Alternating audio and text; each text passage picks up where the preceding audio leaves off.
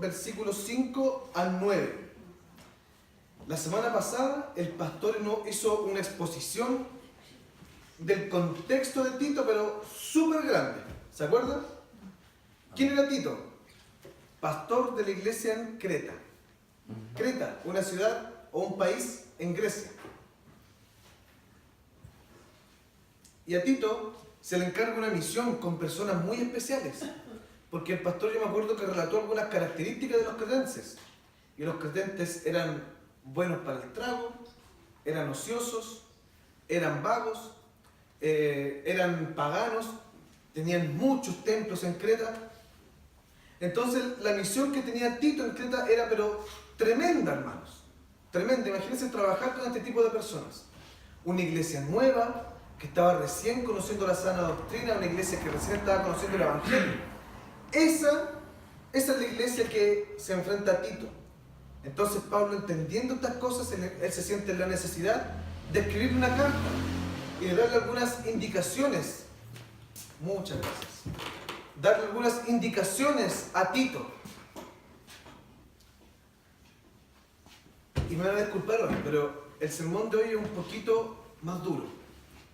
Porque no sé si usted se fijó, pero le dimos requisitos para presbíteros. Nosotros estamos en tiempos difíciles en la iglesia, muy difíciles. La semana pasada, hace 2 semanas, salió una noticia del pastor de la J. Leche. ¿La oyeron o no? Que recibe un sueldo de 30 millones. El gerente general de Codelco recibe ese sueldo. Pero un pastor recibiendo 30 millones de pesos. Yo conozco a la J. Leche y conozco gente que está ahí. Y no es una iglesia de gente rica. Es una iglesia de la mayoría de gente pobre, de gente humilde. En el cable tenemos canales donde vemos pastores que tratan de usufructuar con la fe, donde vemos gente inescrupulosa que miente desde el púlpito, gente que pide más de lo que demanda la Escritura, gente que extorsiona a la gente que manipula, que domina, gente autoritaria, que domina las vidas de las personas. Nosotros estamos en este medio y lamentablemente esas personas han manchado la iglesia de Jesús. Amén. ¿Cuántas veces usted ha escuchado la crítica de que el pastor es un sinvergüenza? Así es. Sin conocerlo. A mí muchas veces me han dicho, ¿usted quiere ser pastor? Yo sí. Se va a hacer rico. No sabe que soy de la iglesia presbiteriana. No tenemos ni un peso. Pero ¿cuál es la primera idea que se viene a la mente? Una persona sinvergüenza, alguien que domina a las familias, alguien que extorsiona a la gente. Yo les quiero también encargar esta oración, de que oremos para que el Señor saque a estas personas de la iglesia. Nosotros no tenemos que tener temor de orar por esto, porque la Biblia también nos exige a nosotros, los miembros de la iglesia, que oremos por nuestros líderes. Y si es necesario que el Señor los saque, tienen que ser sacados de la iglesia. Si están haciendo daño a la iglesia, tienen que ser retirados de la iglesia. Porque la iglesia de Cristo es mucho más grande que un hombre. La iglesia de Cristo costó la sangre de Jesús. Y esa sangre no costó ningún peso. Bien, yo tengo hoy 4 cosas que necesito que nosotros investiguemos hoy. Y ¿sabe qué? Esta predicación hoy es pero precisa para nosotros, que somos una avanzada, aún no somos una iglesia, aún no tenemos consistorio, no tenemos diáconos, pero oremos al Señor para que eso ocurra pronto. Que tengamos nuestro consistorio, tengamos diáconos, tengamos una iglesia fuerte, con líderes firmes. Y le invito a que vayamos al versículo 5. Dice: por esta causa te dejé en Creta, para que corrigieses lo deficiente y establecieses ancianos en cada ciudad, así como yo te mandé. ¿Cómo parte el versículo 5? Dice: por esta razón te dejé en Creta. ¿Por qué razón? ¿Se acuerdan la semana pasada, versículos del 1 al 4? Tito era una persona instruida en la Escritura. Era una persona piadosa, era una persona que ama al Señor. De hecho, el versículo 4 dice: verdadero hijo común en la fe, gracia, paz y misericordia de Dios Padre y del Señor Jesucristo nuestro Salvador. ¿Qué quiere decir con verdadero hijo en la común fe? O sea, que era una persona instruida en el Evangelio, una persona capacitada, una persona idónea. Entonces, como es una persona capacitada y una persona idónea, Pablo en el versículo 5 después dice: por esta causa te dejé en Creta, y no a otro. A ti te dejé en Creta porque eres una persona capacitada. Aquí tenemos una aplicación inmediata para nosotros, hermanos. Porque qué lindo sería que digan eso de nosotros.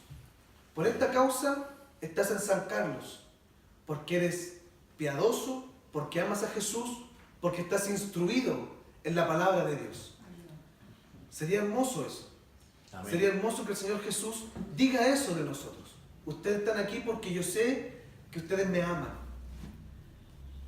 Hay algo que está muy mal dicho sobre el trabajo que estamos haciendo hoy en día. Yo soy el encargado de obra en este momento en la iglesia. Pero yo no soy solo. Esta obra es de todos nosotros. Amén. Todos nosotros estamos llevando adelante esta obra. Yo no soy el único. Están ustedes conmigo. Y ustedes son mucho más importantes que yo acá. Porque los pastores, los encargados de obra, los misioneros pasan. Pero la iglesia siempre permanece. Son ustedes los que permanecen. Entonces ustedes están acá porque en el nombre del Señor aman a Jesús, porque detienen la sana doctrina, porque conocen el Evangelio. Después, ¿qué dice? Para que corrigieses lo deficiente. Qué difícil. ¿Se acuerdan que describí cómo eran los cretenses? Amén. Ociosos, buenos para el trago, idólatras, pendencieros, personas que tendían a la idolatría y la prostitución, porque esa era la cultura griega, personas machistas. Entonces Pablo, ¿qué le dice? Que corrijas lo deficiente. La misión de Tito era corregir todas estas costumbres. Imagínense lo complicado que es eso, que corrigiese todas estas costumbres que no se pueden lidiar con el Evangelio. Estas costumbres no pueden tener amistad con el Evangelio, para que corrigieses lo deficiente. Básicamente, ¿qué está llamando Pablo a Tito? Está llamando a que la iglesia en Creta sea santa. Eso es. Porque cuando algo está deficiente es porque falta algo. Y probablemente eso que falta es santidad. Entonces, Pablo está llamando a Tito a que la iglesia sea santa. Usted y yo, hermanos, no hemos sido llamados a ser felices. La felicidad es una consecuencia de la obediencia a Dios. Eso es la felicidad. Cuando usted obedece al Señor, cuando usted sigue los caminos del Señor, usted de forma consecuente va a ser feliz. Por lo tanto, la felicidad no es nuestro fin. Nuestro fin es la santidad y dar gloria a Dios. Ese es nuestro fin. Entonces, ¿qué está llamando Pablo a Tito? Dice que la iglesia sea santa, porque para que corrigiese lo deficiente. Y aquí es donde entramos nosotros. Y nosotros tenemos una tarea importantísima. Dice, y establecieses ancianos en cada ciudad, así como yo te mandé, que establecieses ancianos. Yo encuentro el gobierno de nuestra iglesia, me van a disculpar, pero usted también está de acuerdo, pero lo encuentro maravilloso. El gobierno presbiteriano es maravilloso, es bíblico. Hechos capítulo 15 se encuentra el gobierno presbiteriano. Y el gobierno presbiteriano, ¿en qué se basa? En consistorios, consejo de ancianos que gobiernan la iglesia. ¿Qué está diciéndole Pablo a Tito? Para que establecieses ancianos en cada ciudad, o sea, muchos consistorios. Básicamente, ¿qué le está diciendo Pablo a Tito? Que establecieses iglesias organizadas. Eso es nuestro fin, ser una iglesia organizada, con un consistorio. Proverbios capítulo 11, versículo 14, dice que en la multitud de consejos hay sabiduría. El consistorio es algo bíblico, porque es un grupo de ancianos elegidos por la iglesia que gobiernan la iglesia. En la multitud de consejos hay sabiduría. No es uno gobernando, es un consejo, es un grupo. Pero si nosotros tenemos malos presbíteros, es por nuestra culpa. Porque nosotros elegimos mal. Porque nosotros proponemos mal. Nosotros no estamos siguiendo los principios bíblicos de cómo se debe elegir un presbítero. Pero el consistorio es algo bíblico. Y nosotros tenemos que orar por esto. Fíjese cómo dice Pablo, que establecieses ancianos en cada ciudad, así como yo te mandé. Uno puede decir, esta es una orden de Pablo para Tito en ese contexto. Y se aplica solamente a la iglesia en Creta. Pero no, nosotros sabemos que la palabra de Dios es antes y después, es durante el tiempo de Tito y sigues adelante. Entonces, si Pablo dice aquí, así como yo te mandé, nosotros también tenemos esta responsabilidad, hermanos, de levantar presbíteros en esta iglesia. Nosotros tenemos que levantar presbíteros. La predicación de hoy se llama vocacionados para ser líderes. Usted y yo hemos sido llamados a ser líderes. Por lo tanto, también tenemos la responsabilidad de levantar presbíteros en la iglesia. Necesitamos diáconos en la iglesia. Necesitamos líderes de jóvenes. Necesitamos líderes del departamento femenino. Necesitamos líderes que lleven grupos pequeños en sus casas. Necesitamos líderes para distintos departamentos. O sea, usted tiene que estar dispuesto a ser líder aquí en la iglesia. Porque usted también ha sido llamado a eso. Y aquí viene lo más difícil. Versículo 6 en adelante. Vemos los requisitos del presbítero o del obispo, que son lo mismo. Se divide en 3 áreas. Tenemos 3 áreas que nosotros tenemos que analizar que tiene que cumplir el presbítero. Versículo 6. El primer requisito del presbítero es que la familia, la iglesia se funda en la familia. O sea, Dios llama familias, no llama hombres solos. Puede llamar personas solteras, pero por lo general Dios llama familias. Génesis capítulo 1, después del 6º día, cuando Dios crea al hombre y a la mujer, en el versículo 28 dice que los bendice y les dice, multiplíquense y fructifiquen. ¿Qué está haciendo Dios? Formen familias, tengan familias. Pero además de esto, la multiplicación significa que la iglesia se extienda. En el Edén ya había iglesia. Adán y Eva y su familia eran la iglesia de Dios. Entonces, ¿qué estaba haciendo Dios? Estaba fundando la iglesia en la familia, en la primera familia.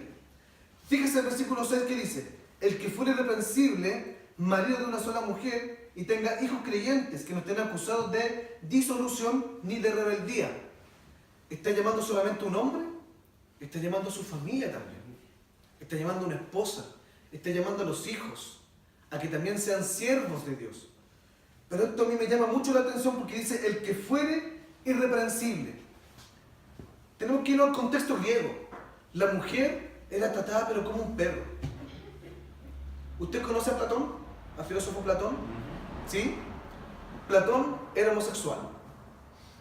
Y Platón era homosexual por una razón. Porque él decía que la mujer no tenía alma. La mujer era un objeto solamente para reproducción. Por eso él se juntaba con un hombre y tenía relaciones sexuales solamente con hombres. Porque eso era digno, porque un hombre tenía alma. Imagínense la concepción de los griegos sobre la mujer. La mujer era denostada, Entonces Pablo, ¿qué está diciendo? Versículo 6, el que fuere irreprensible, marido de una sola mujer, o sea, el que ame a su mujer. Efesios capítulo 6 dice que el amor entre un hombre y una mujer tiene que ser un amor de abrazar. La palabra en griego que se usa es abrazar. O sea, el hombre tiene que ser una persona cariñosa, una persona tierna con su esposa, un hombre que la ame de verdad, que muestre romanticismo.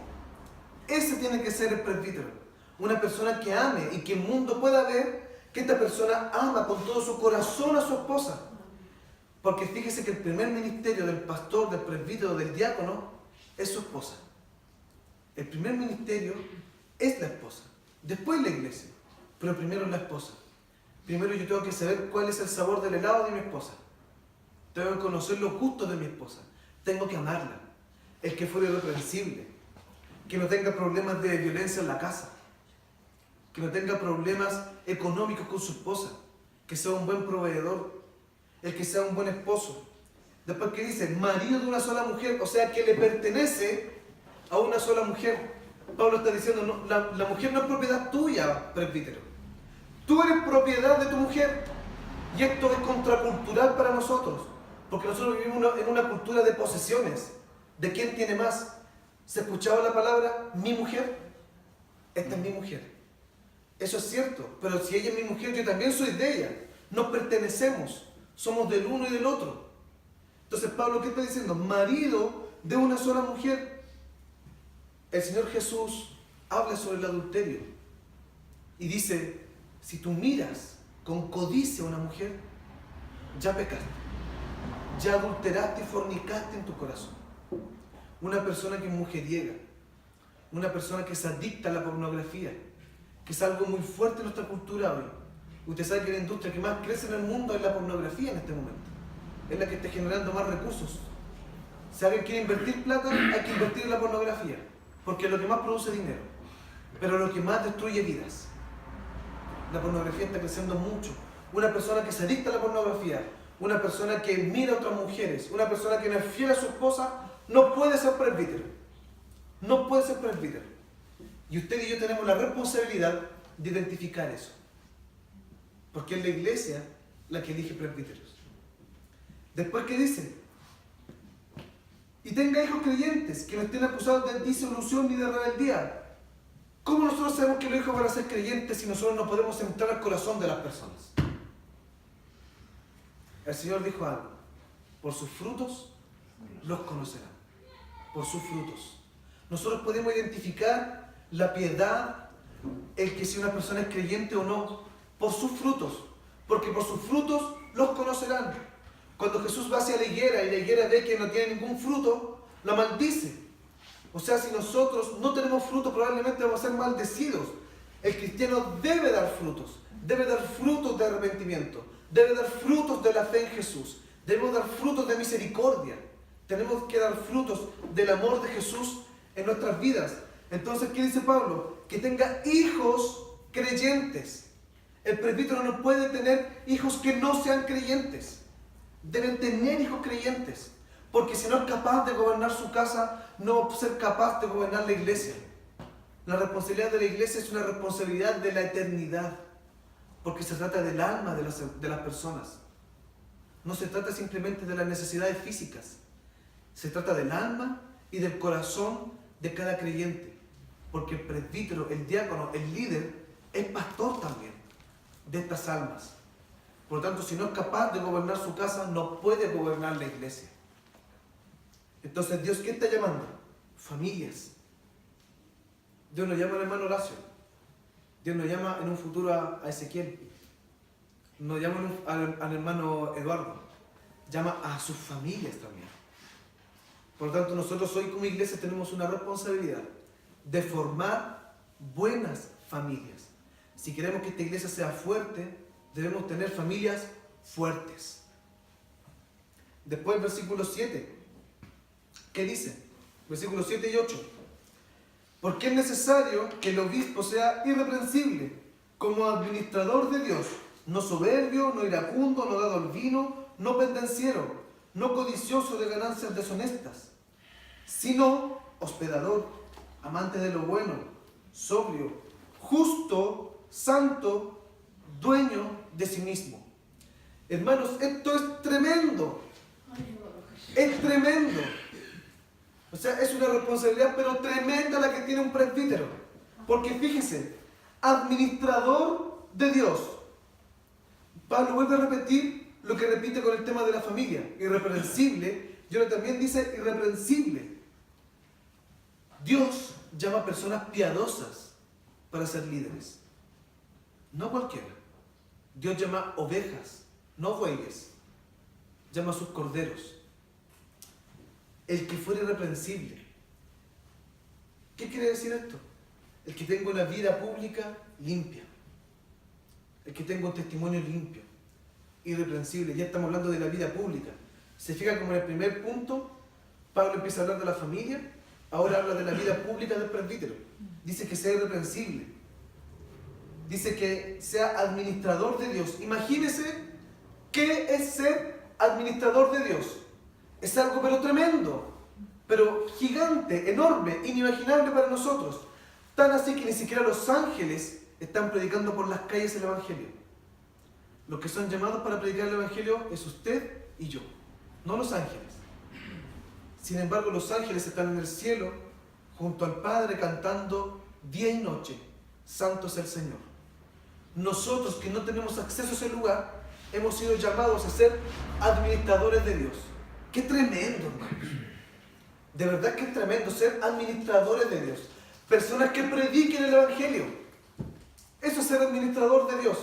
Personas que esparzan la semilla. Personas que estén en la misión de Dios. Personas que prediquen la palabra de Dios. Después, ¿qué dice? No soberbio, no iracundo, no dado al vino, no pendenciero, no codicioso de ganancias deshonestas. ¿Se acuerdan de la introducción que hablamos recién? La iglesia está llena de estas personas. Está llena de gente soberbia, de gente iracunda, de gente que da al vino o a los vicios, de gente pendenciera, codiciosos de ganancias deshonestas. La iglesia está llena de esto. Pero ¿sabe qué? También es culpa nuestra. Porque nosotros hemos elegido mal. Nosotros hemos elegido a estas personas. Las iglesias en el mundo también están llenas de esto. En la tele vemos de esto. Lo que le hablaba en la introducción, personas que ganan sueldos estratosféricos de plata pastoreando la iglesia de Jesús. Cuando el Señor Jesús no tenía dónde apoyar su cabeza. Dice que las zorras del campo tienen dónde habitar, tienen dónde dormir. Pero el Hijo del Hombre no tiene dónde apoyar su cabeza. Imagínense.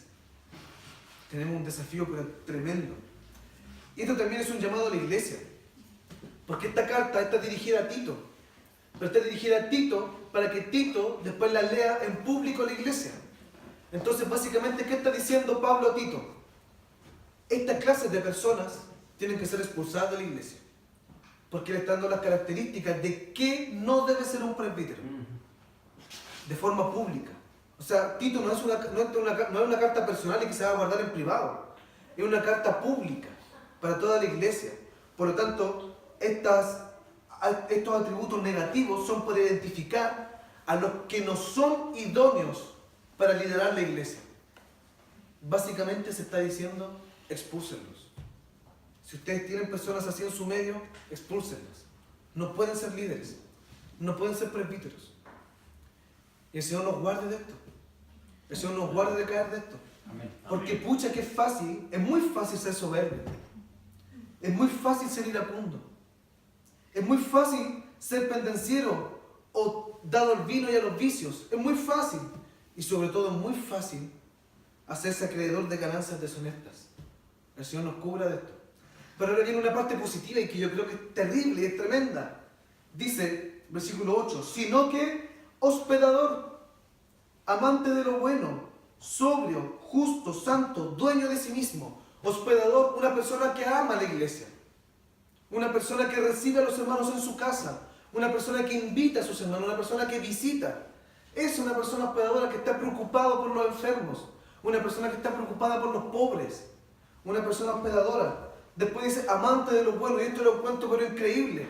Amante de lo bueno. Filipenses dice que tengamos nuestra mente y nuestros ojos en las cosas de arriba. Amén. Que nuestros ojos estén puestos en las cosas de arriba. Dice, en esto pensad, todo lo bueno, todo lo puro, todo lo santo, todo lo digno de alabanza. En esto pensad. ¿Qué dice Pablo aquí? Amante de lo bueno. Apocalipsis dice que las calles son de oro y el mar de cristal. Yo te quiero que usted piense en esto. ¿La calle que está aquí afuera tiene algún valor? ¿Que usted la pisa? ¿Pasan los autos sobre ella? Yo no voy a cortar un trozo de cemento o de asfalto y se lo voy a regalar a mi esposa. Mira, te traje un regalo, un pedazo de asfalto, porque te quiero, porque te amo. O voy a ir al mar y llevarle un poco de agua de mar y decirle, mira, te traje un agua muy rica, tómatela. No tiene ningún valor.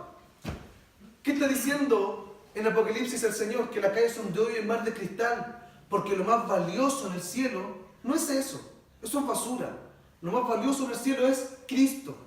Entonces cuando Pablo dice amante de lo bueno, está hablando de personas que tienen sus ojos puestos en la eternidad, que sus ojos están mirando al cielo, que sus ojos están mirando a Jesús y no las cosas de la tierra, porque las cosas de la tierra no tienen valor. Pablo dice, todo me es por basura, en comparación al amor de mi buen Jesús. Así debe ser el presbítero. Aquí se pone más grave la cosa. Y dice, justo, santo, dueño de sí mismo.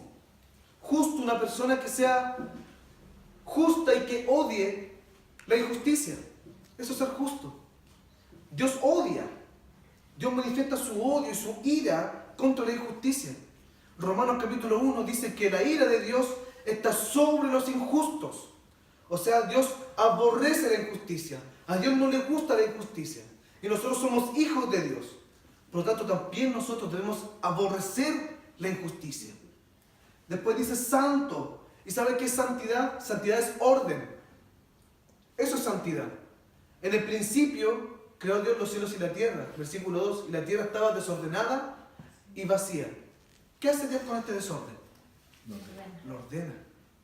Y eso es santidad. Eso es santidad. Cuando el Señor estaba en su tabernáculo, en el desierto, en medio del pueblo, dice que pasaba la gente 20 metros de la tienda y la gente caía muerta, porque tenía sus vidas desordenadas. Porque el desorden no puede estar con el orden.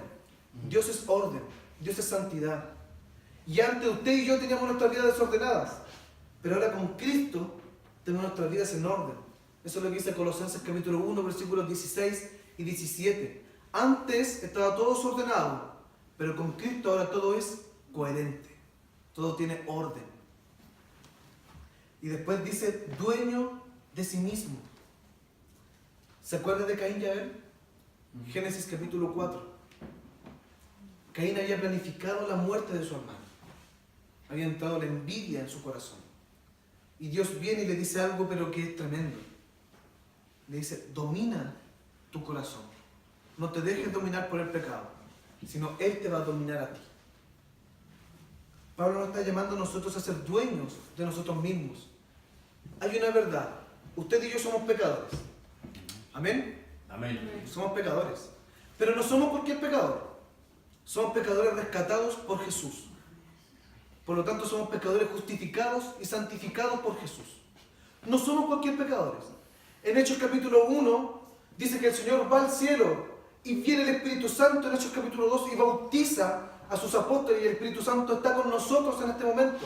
Amén. Por lo tanto, usted es un pecador que tiene el Espíritu Santo. Por lo tanto, usted tiene toda la capacidad de ser dueño de sí mismo. Tiene toda la capacidad para ser una persona justa. Tiene toda la capacidad por medio del poder del Espíritu Santo para ser santo.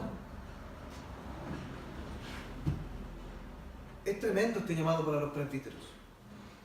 Yo creo que nosotros tenemos que orar por ellos. Ayúdanos. Porque tienen una labor tremenda. Por los futuros presbíteros de esta iglesia hay que orar también. Porque nosotros somos bíblicos.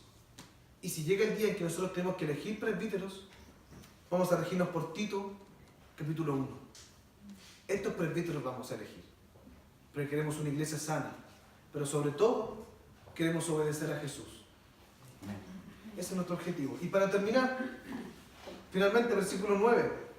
Dice, retenedor de la palabra fiel, tal como ha sido enseñada, para que también pueda exhortar con sana enseñanza y convencer a los que contradicen. Dios está llamando personas bíblicas. A eso está llamando. Me van a disculpar si con esto soy muy duro, pero no puede ser que un líder en la iglesia esté buscando los libros de la Biblia en el índice. El líder de la iglesia debe manejar su Biblia. Un líder de la iglesia debe manejar los temas de la Biblia. Un líder de la iglesia debe saber ver a Jesús en Génesis, en Éxodo, en Levítico, en Números, en Deuteronomio y en Apocalipsis. El líder de la iglesia debe ser una persona que siga las doctrinas. El líder de la iglesia debe ser una persona instruida. El líder de la iglesia debe ser una persona que luche contra la mentira. Porque Jesús describe a Satanás. ¿Y cómo lo describe? Como mentiroso, como asesino y como destructor. Ese es Satanás. Satanás está lleno de mentiras. ¿Y sabe qué? El mundo está lleno de mentiras.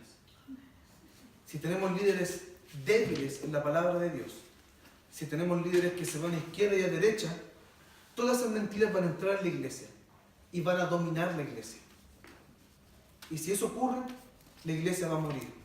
Como dice en Oseas, mi pueblo muere por falta de conocimiento. Necesitamos líderes instruidos en la Escritura. Si la Biblia dice que el mar rojo se abrió para que el pueblo de Israel pasara en seco, yo creo que efectivamente se abrió el mar. Y la ciencia dice es imposible. Pero Dios creó el mundo con su voz. ¿Cómo no va a ser posible para Dios abrir el mar? Eso no es nada. Si la Biblia dice que la tierra se inundó y hubo un diluvio de 40 días, los científicos dicen que es imposible eso, porque entonces hubiera sido eliminada cualquier tipo de vida. Todo tipo de vida hubiera sido eliminada. Yo creo que mi Dios inundó el mundo y después revitalizó el mundo de nuevo, porque Él tiene el poder. Amén. El anciano, el presbítero, el líder en la iglesia debe estar firme en la Escritura. Si la Escritura dice algo, entonces es así. ¿Sabe por qué? Porque es la palabra de Dios. Amén. Y Dios no es hombre para mentir. Ayúdanos. Dios no miente. Dios no engaña a su pueblo. Nosotros sí.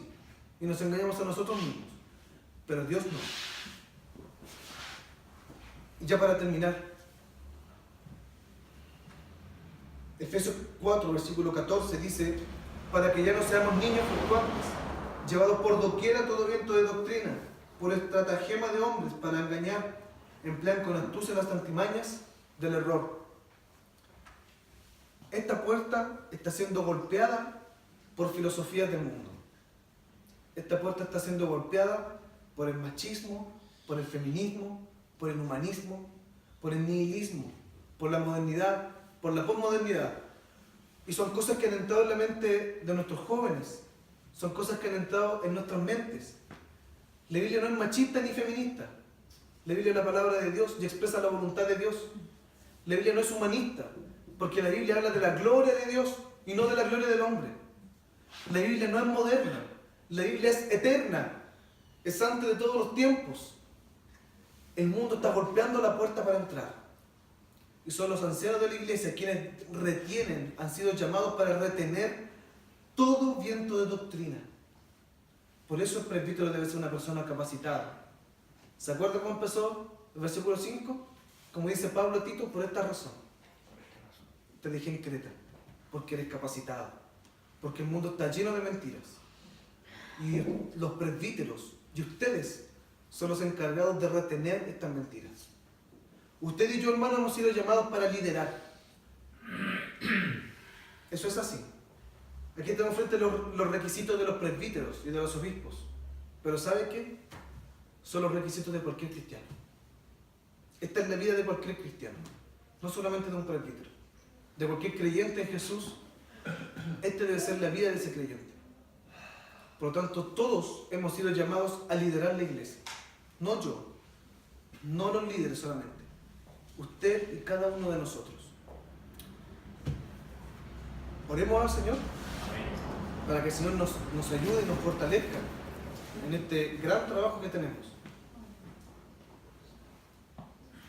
Señor, gracias por tu palabra. Gracias porque tu palabra es un espejo, Señor. Ayúdanos. Y un espejo en el que nos vemos muy mal.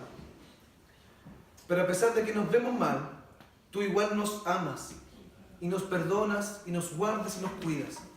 Señor, si hemos elegido malos líderes, te pedimos perdón, Señor. Si hemos elegido personas que no son idóneas, te pedimos perdón, Dios. Y también te pedimos que tú las saques, Señor. Si hay personas que son deshonestas, personas que no te aman de verdad, personas que no siguen tu palabra, sácalas, Señor, en el nombre de Jesús. Y te pedimos que tú nos proveas de sabiduría para poder integrar a líderes sanos, líderes bíblicos, líderes con familias sanas. Señor, danos esos líderes en el nombre de Jesús. Amén. Porque queremos que tu iglesia crezca. Pero no queremos que crezca simplemente en número. Queremos que crezca en santidad, que crezca en conocimiento de tu verdad, que crezca en piedad. Queremos personas piadosas. Ayúdanos, Señor Jesús. Amén. Ayuda a traer a estas personas. Ayúdanos a elegir buenos líderes. Ayúdanos. Te lo rogamos, mi Dios. En el nombre de Jesús. Amén. Amén.